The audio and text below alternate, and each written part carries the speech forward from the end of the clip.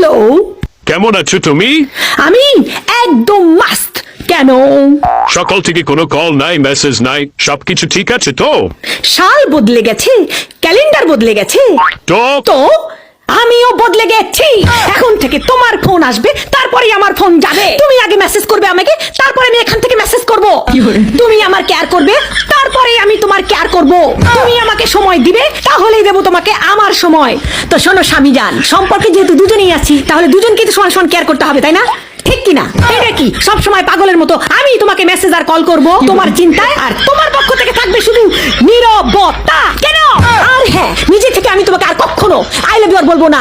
আগে তো তুমি তোতা পাখির মতো বলতে থাকতে I love you, I love you. এখন কি হয়েছে? সব দায় দায়িত্ব কি আমি নিয়ে রাখছি?